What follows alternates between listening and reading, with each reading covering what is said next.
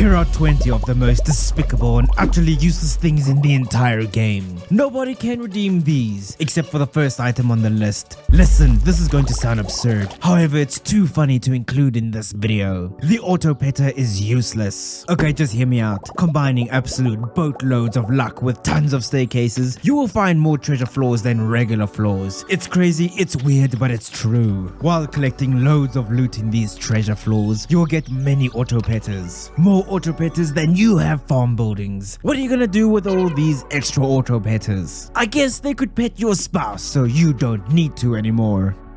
It's a matter of fact, the Dehydrator is just absolutely deplorable. I get it, you're gonna say that it's the fastest processing machine in the entire game. The Dehydrator can take some starfruit and turn it into dehydrated starfruit in a single day. And yeah, that stuff sells for almost 8,000 gold. Yes, sure, however it uses 5 entire starfruit for this. Compared to turning the same 5 starfruit into wine, it'll take an in-game week, however it will make almost 16,000 gold. I don't care, screw the Dehydrator. Its speed does not make up for how much money you will be losing. You do not have an endless supply of crops, and if you did, all you're doing the entire day is harvesting crops. That's no fun. Drop your shit into kegs and be patient.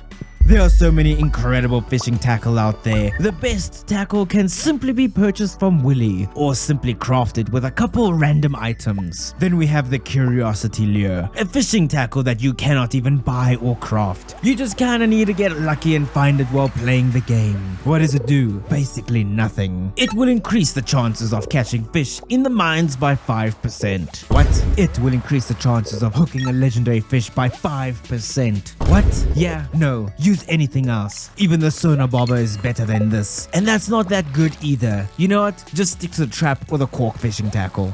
You know what? I can't. You tell me what you use the Junimo chest for in the comments, because I really cannot seem to find a good use. The Junimo chest is a tiny little 9-slot chest that shares its inventory with all other Junimo chests. It's tiny. It doesn't work with workbenches. You can't quickly drop it in the mines for emergencies. The best use I've seen for it is to hold your catalogs to decorate Ginger Island and your regular farm with the slightest sliver of convenience. For 30 key gems, I just cannot validate it.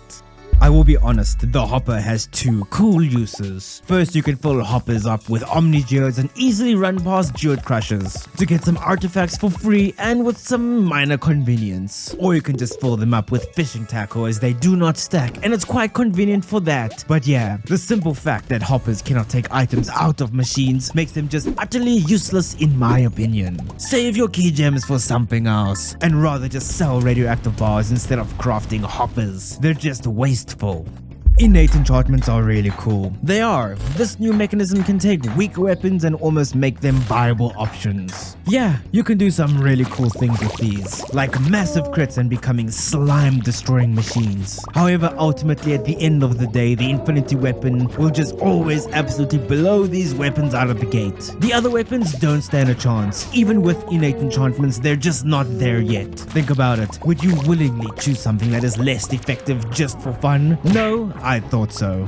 Mushroom logs are intense. They are insane. I love them. I am not biased, okay? Look at how many mushrooms I get every couple days. Mushroom logs are great. Thank you, Mr. Concerned Ape, sir. However, this has a knock-on effect. This has impacted the humble mushroom tree with a little tapper on it. Mushroom trees are now just... don't go wasting valuable real estate on your farm. Mushroom trees look kinda cool, and that's where they end when compared to the mighty mushroom log. You know, I dare even say that the mushroom cave is garbage now as well. We are swimming in mushrooms thanks to these little logs that are really easy to craft. We needed more uses for hardwood anyway. This is a really good use for my hardwood. Mahogany trees are great for hardwood. If you intend to grow a mahogany tree and absolutely crush it with your mighty axe in order to get some of that good old hardwood, then mahogany trees are just fantastic. However, if you want to preserve your tree and drop heavy tappers on them, you will come to the very unwelcomed, unjustified, disgusting reality that mahogany trees give sap from tappers. I do not even need to elaborate. Garbage. The mighty queen of Sourcebook will give you the remarkable opportunity to craft every single cooked meal in this entire game. Some of these are absolutely incredible. A lucky lunch, spicy eel, and a farmer's lunch are just some examples of insane cooked meals that you need to be taking advantage of. And the rest? Garbage. None of them sell for more than the ingredients that are needed to cook them. Most of them do not give any buffs or benefits. Most of them give very little energy or health when eaten. They're just a checkbox to tick for perfection. It is what it is. You know what is trash? Your trash can. If you have no idea what the heck I'm talking about, this little trash can in your inventory, it can be upgraded at Clint all the way to iridium quality. When you trash items of high value, you will retain 60% of their value. Sounds great, right? So what's the problem? Who the heck is trashing items at high value? I don't know about you, but I only throw garbage into the garbage. 60% of items worth nothing is still nothing. And now we talk about the Enricher. These will automatically drop down some fertilizer on the ground when you plant a crop. Listen, no one is that lazy. Additionally, Ginger Island and your greenhouse do not even have seasons. So your fertilizer will never disappear. So this thing will save you 5 seconds once, and then it will just kind of sit there worthlessly forever. Stick to the pressure nozzle, or just nothing. Anything but the gosh darn Enricher. Children in Stardew Valley have recently been somewhat redeemed. You can throw them into the air, and there is a chance that it will crit and they will just absolutely fly into the air so gosh damn high. Yeah, it's kind of incredible. However, there is a flaw. They will age up to toddlers, and when they do, they go back to being painfully worthless. You can put hats on toddlers, however you cannot launch them into space. A shame, really. That missing bundle is kinda hardcore, I won't lie. The reward? A movie theater, a place that you can take the villagers of the valley to watch a comfy, gentle movie and to maybe gain some favor with them. The issue? You get 1 heart for a loved movie and for a loved snack. The real issue? You can only take 1 person to the cinema per week, and who the heck knows who loves what movie and snack? It's not as simple as gifts. The movies rotate every season and yeah, no. It's cool the first time, that's about it.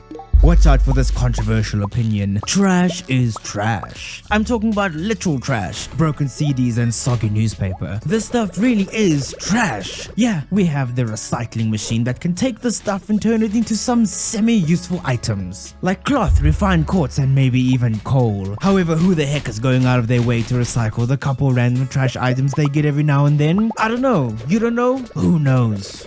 Magic bait is only somewhat valuable if you are specifically trying to catch fish for perfection, and you do not want to wait for that specific season or weather. Otherwise, the new and improved and ultra valuable deluxe bait now remains the supreme best bait that you can ever use. Deluxe bait is so good that the rest just fall into pure submission. Magic bait was kinda cool in the good old days. Deluxe bait made it just, yeah, unconditionally worse.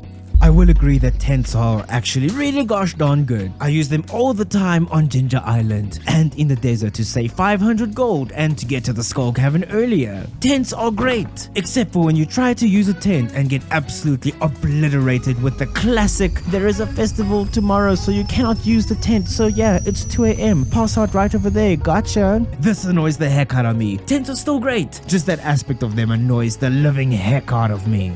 You can use a sewing machine to dye so many different clothing. You can make some really insane combos and just look exactly how you want to look. This can all be done with a rainbow shell, which lets you pick any color imaginable. So then what the heck is with Emily and these dye pots in her house? You need an item of each color. It's strange, odd, out of the way, and just kinda inconvenient. Stick to rainbow shells on your little sewing machine to fulfill your glamour desires.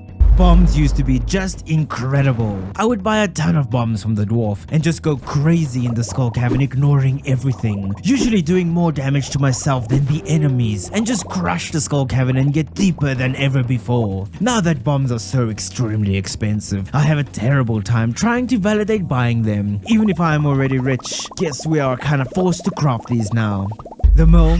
Do I even need to say anything about the mill? Who is gonna go out there and use the mill? Please tell me right now in the comments if you actually use the mill. Let's see. The well is almost as bad. However, I can see some use for those farms with fewer water sources like the Four Corners farm. The well is situational. The mill is, I can't validate it. I just can't.